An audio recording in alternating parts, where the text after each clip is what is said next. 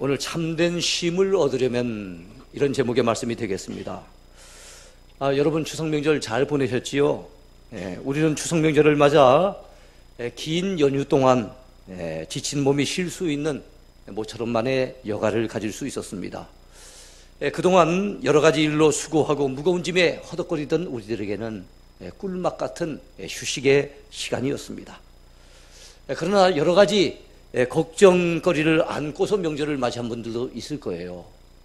마음에 걱정거리가 가득한데 여러분 추석 연휴라 해서 과연 쉼이 될 수 있었을까요? 또 가족이나 친족들 간에 또 무슨 다툼이나 갈등이 있었던 분들도 있었을 겁니다. 그분들 역시도 그런 갈등 속에 마음이 답답하고 괴로운데 어찌 참된 쉼을 누릴 수 있었겠습니까? 여러분, 그래서 느껴보는 것이 마음이 편해야만 참된 쉼을 얻을 수 있다는 겁니다. 마음이 불편하면 쉬는 게 아닌 것이 되는 거지요. 여러분 마음이 늘 편하고 쉼을 얻게 되기를 바라겠습니다. 자, 어떻게 하면 우리의 마음이 참된 쉼을 얻을 수 있을까요? 주님의 말씀에서 그 답을 찾아야 합니다. 우리 예수님께서는 오늘 본문인 마태복음 11장 말미에서 세상 일로 지쳐서 허덕거리고 있는 우리 인생들을 향해 초청장을 띄우셨습니다. 여러분, 마태복음 11장 28절 말씀은 대단히 널리 알려진 아주 유명한 말씀인데요. 수고하고 무거운 짐진 자들아 다 내게로 오라. 내가 너희를 쉬게 하리라. 할렐루야. 주님의 이 은혜로운 초청장이 오늘 우리가 읽었던 본문 말씀 가운데 나와 있습니다. 오늘 이 말씀을 중심으로 우리가 은혜 받기를 원합니다. 첫 번째 제목입니다.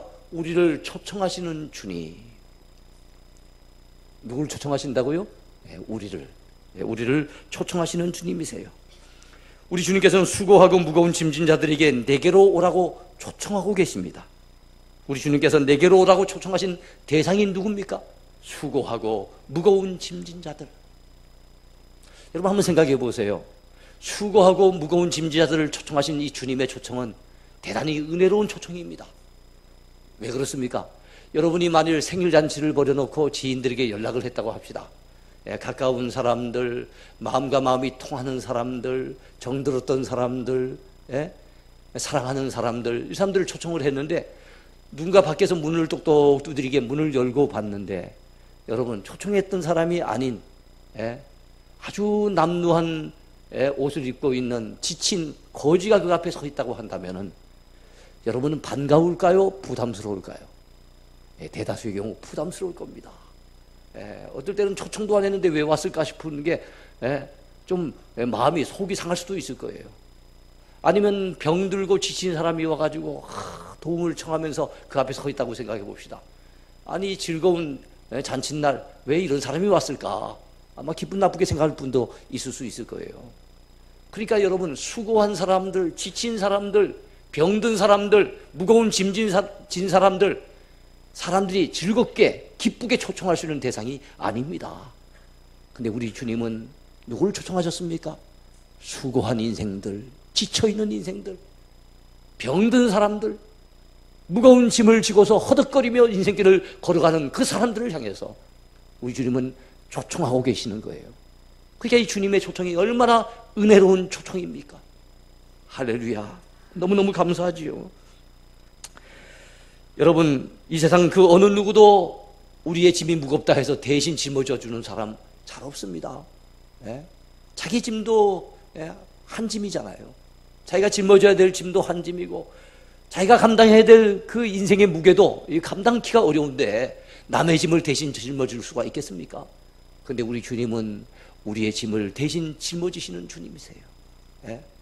시편이 그렇게 말씀하고 있죠. 우리의 짐을 지시는 주. 그뿐만 아니라 가장 짊어지기 힘든, 그리고 아무나 짊어질 수 없는, 죄인인 우리 인생은 대신 짊어질 수 없는 짐이 있는데 그것이 죄의 짐입니다. 근데 우리 주님은 그 죄의 짐까지도 우리를 위해서 짊어져 주셨습니다.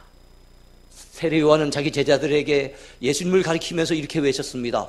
보라, 세상 죄를 지고 가는 하나님의 어린 양이로다. 할렐루야. 우리 주님이 바로 그런 분이세요. 찬송가 369장에 기자는 이렇게 노래하고 있습니다. 죄짐 맡은 우리 구주 어찌 좋은 친구인지 걱정 근심 무거운 짐 우리 주께 맡기세. 어쨌든 이 땅을 걸어가는 인생들 다 수고하고 무거운 짐을 진 인생들이에요. 근데 그들을 향해서 우리 주님은 아낌없이 내게 오라고 초청을 하고 계신다는 사실입니다. 얼마나 감사한 일입니까? 여기서 말씀하는 무거운 짐이란 다른 곳으로 옮겨야 할 무거운 물건을 얘기하는 것 같지는 않습니다. 감당해야 될 무거운 의무나 책임감, 의무나 책임, 이것을 가리킨다고 보는 것이 더 옳겠지요. 그 당시 유대인들에겐 짊어져야 될 무거운 짐들이 있었습니다. 먼저 그들에겐 종교적인 짐들이 엄청 무거웠습니다. 그들이 지켜야 될 율법은 무려 613가지나 됐습니다.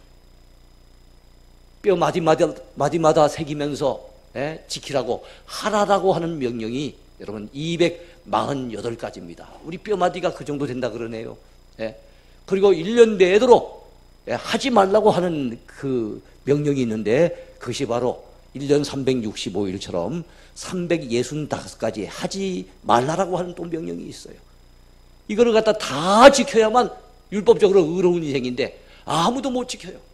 근데 그 당시 유대인 종교 지도자들은 자기들도 다 지키지 못하는 것들을 유대인들에게 요구를 했어요. 그러니 유대인들이 그거를 지키려고 율법에 무거운 짐을 짊어지고서 얼마나 힘들었겠습니까? 그뿐만 아니라 그 당시 유대인들은 로마의 압제를 받고 있었습니다. 로마의 통치자들 그리고 로마의 관리들은 무거운 세금을 갖다가 그들에게 징수를 했어요. 그러니까 뼈 빠지게 일을 해가지고 여러분 나오는 거 가지고 위에다 갖다 바쳐야 되는데 그 당시에 못된 세리들이 말입니다. 위에다 올려주는 것만 받는 것이 아니라 자기 주머니까지 채우려고 더 많은 것을 요구하게 되어지니까 얼마나 그들이 짊어져야 될 짐들이 무거웠겠습니까?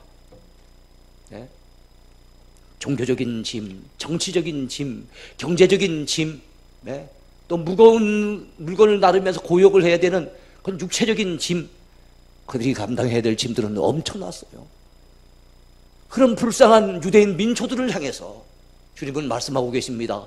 수고하고 무거운 짐진 자들아 다 내게로 오라. 내가 너희를 쉬게 하리라. 어디에 가도 그들의 마음 붙일 곳이 없어요. 어디에 가도 그들이 여러분 마음 놓고 쉴 수 있는 공간이나 여건이 없어요. 근데 주님의 품 안은 많은 그들의 마음이, 그들의 영혼이 머물러 쉴 수 있는 곳이었습니다. 할렐루야. 그래서 주님은 아셨기에 그들을 부르신 거예요. 대단한 만찬장에다가 아주 그득한 음식을 준비해놓고 부르신 게 아닙니다. 그런 것이 아니라 주님의 품으로 그들을 부르신 거예요. 그러면서 그들을 쉬게 해주겠노라고 말씀하고 계시는 겁니다. 여러분, 그 주님은 동일하게 오늘 우리들을 향해서 초청장을 띄우셨어요. 우리들 역시 수고하는 인생들 아닙니까? 무거운 짐을 지고서 허덕거리며 오늘도 인생길을 걸어가는 사람들이 아닙니까? 그러한 우리들을 향해서 우리를 부르고 계시는 주님의 음성 놓치지 마시길 바랍니다. 내가 너희를 쉬게 하리라는 약속과 함께 주님은 우리를 초청하고 계세요. 그냥 대책 없이 막무가내로 초청하신 것이 아닙니다. 분명한 약속을 주셨는데 그것이 무엇입니까? 내가 너희를 쉬게 해주리라. 참된 쉼과 안식을 약속하고 계신다는 사실입니다. 여러분 마태복음 11장 28절 너무나도 중요한 구절이니까 다시 한번 음미하면서 한번 읽어볼까요? 수고하고 무거운 짐진 자들아 다 내게로 오라. 내가 너희를 쉬게 하리라. 그래요. 내가 너희를 쉬게 하리라. 우리 주님은 분명한 약속의 말씀을 주시면서 우리를 초청하고 계십니다. 그러므로 사랑하는 성도들이여, 세상 살아가면서 지치고 힘들 때마다 주님의 이 자비로운 음성에 귀를 기울이시기 바랍니다. 몸만 오지 마세요.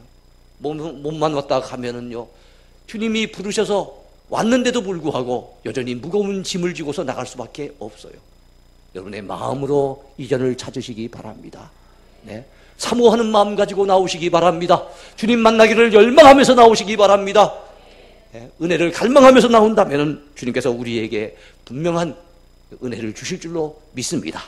참된 쉼을 주실 줄로 믿습니다. 돌이켜보면 그동안 우리는 너무나도 힘들게 살아왔습니다. 짊어져야 될 짐들이 너무나도 많았습니다. 여러분, 그동안 이 세상의 전통이나 인습, 관례나 제도가 우리를 올가미처럼 얽어맨 경우가 얼마나 많습니까? 우리 한국인들 같으면 제사제도 같은 것도 그 올가미 중에 하나일 거예요.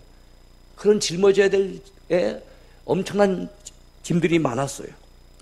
또 우리 사회의 치열한 경쟁 구조가 우리를 숨막히게 만들었습니다. 남들에게 지고 싶지 아니하는 마음, 남들에게 밀리고 싶지 아니하는 그런 우리의 자존심이 아마 그 경쟁 심리, 그런 경쟁 심리가 더욱더 우리를 힘들게 한 것이 아니겠나 생각도 듭니다. 좀 더 빨리 성공하고 싶고, 좀 더 빨리 출세하고 싶은 야망, 좀 더 많은 것을 소유하고 싶은 욕심, 이런 것들이 우리를 정말 이토록 지치게 만든 것이 아니겠는가 생각해 볼 수 있습니다. 우리 각자가 또 감당해야 될 가장으로서, 가정주부로서, 부모로서, 자식으로서, 때로는 회사의 여러 직원들을 갖다 책임져야 될 오너로서, 또 회사에서 여러 가지 일들을 감당해야 될 직원으로서 우리가 감당해야 될 그 의무, 책임, 엄청난 것이었어요.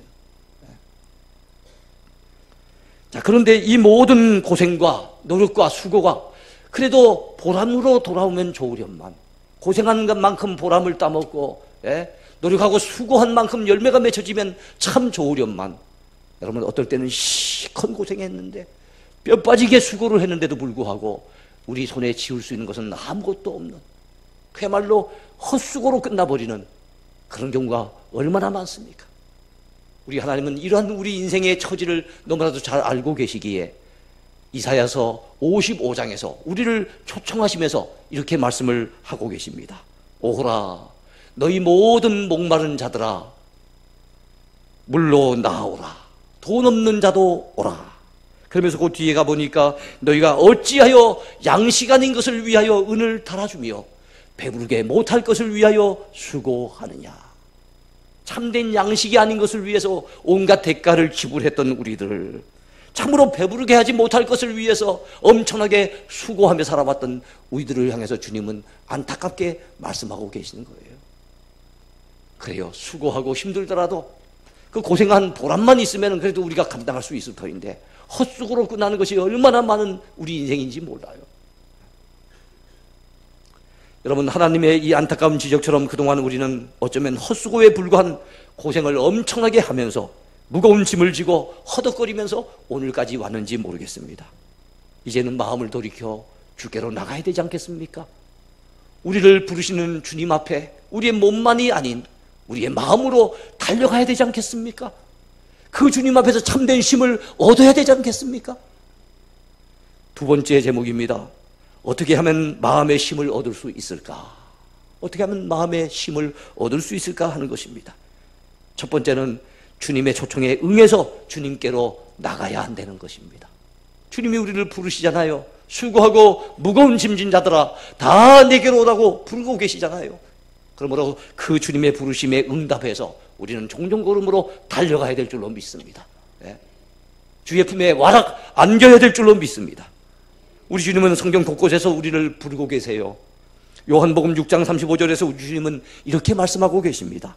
나는 생명의 떡이니 내게 오는 자는 결코 줄이지 아니할 터이요 나를 믿는 자는 영원히 목마르지 아니하리라.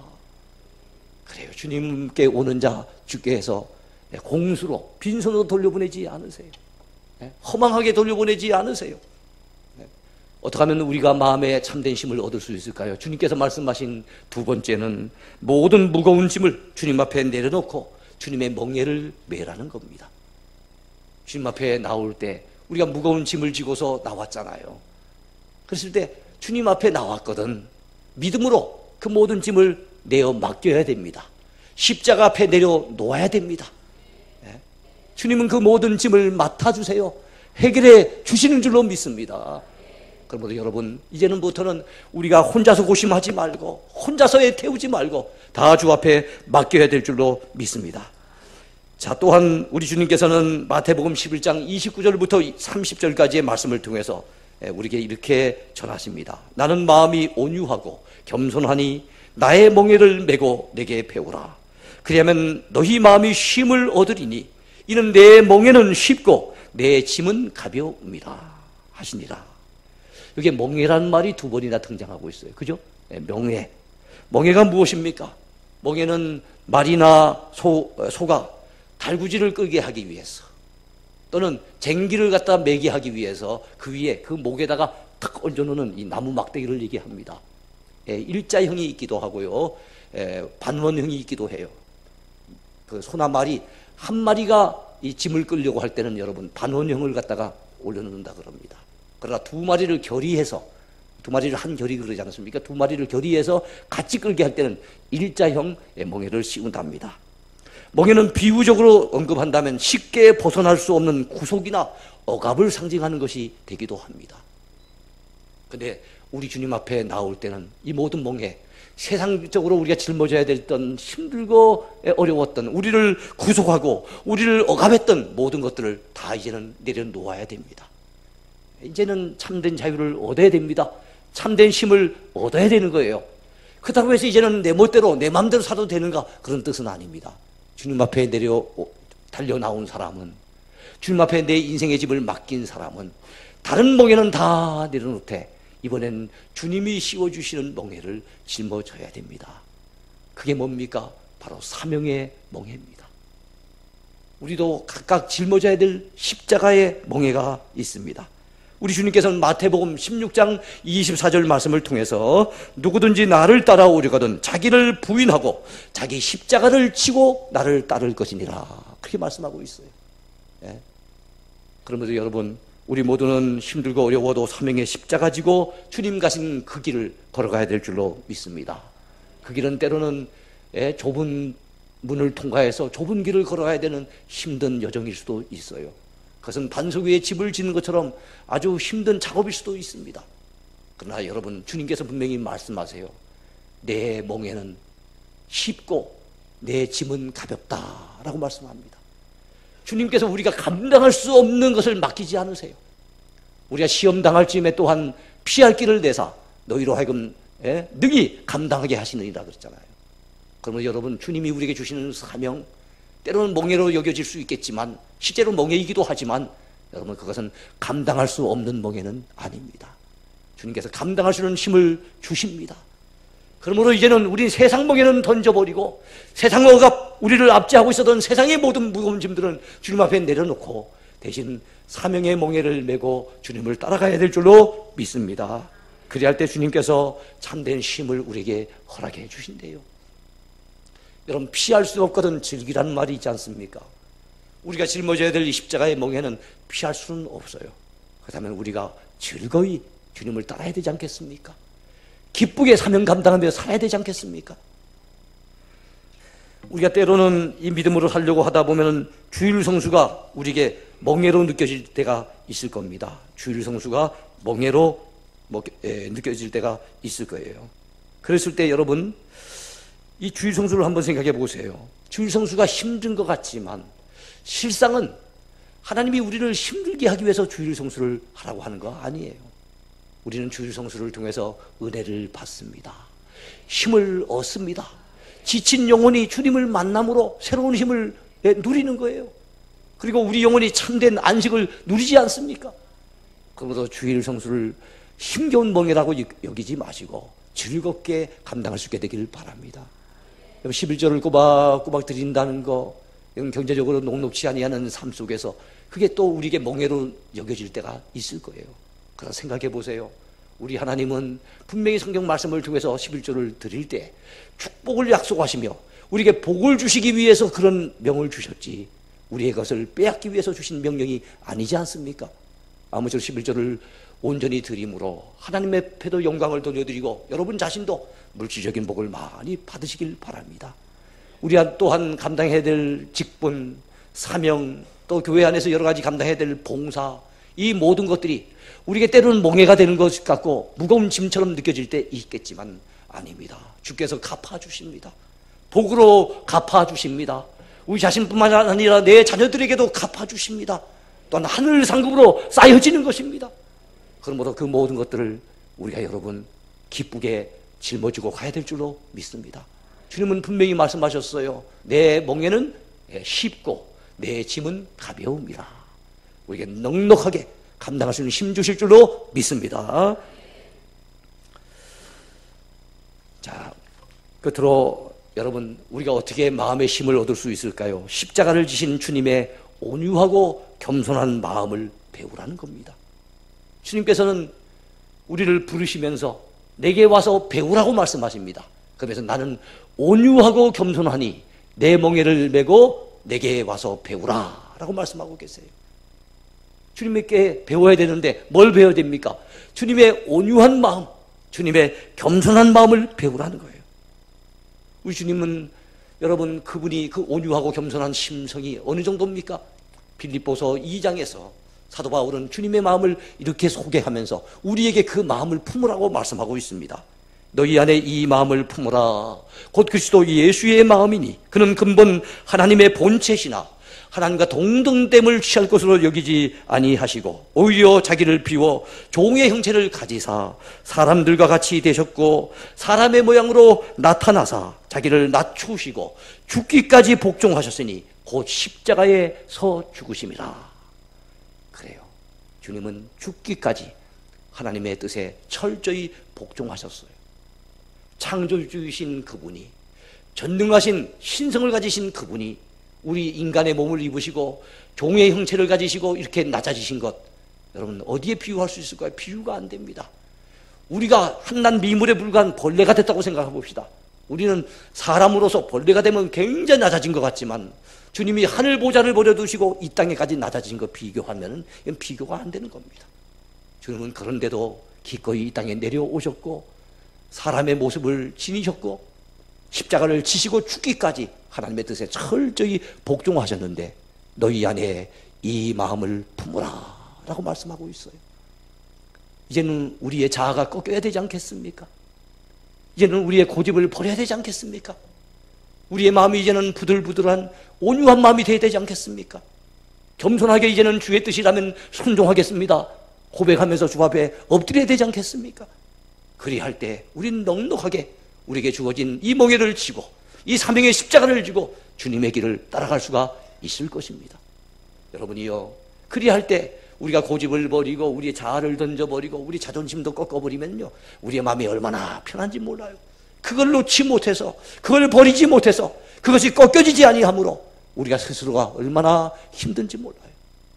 여러분이요, 이제는 주님 앞에서 꺾어질 것이 꺾어지십시다. 버릴 것을 버리십시다. 이제는 온유하고 겸손하신 주님의 마음을 본받고, 그래서 우리 마음에 참된 쉼을 누리면서 주님이 명하신 그 길을 묵묵히 걸어가는 저와 여러분 모두가 되기를 축원해 드립니다. 아무쪼록 주님의 이 초청에 응해서 우리가 이 아침에 이전에 올라왔으니 이전에 나서 나가실 때 여러분 모든 근심 걱정 무거운 짐들을 주 앞에 다 내려놓으시고 이런 주님의 마음을 품고 돌아가시는 복된 아침이 되기를 축원해 드립니다.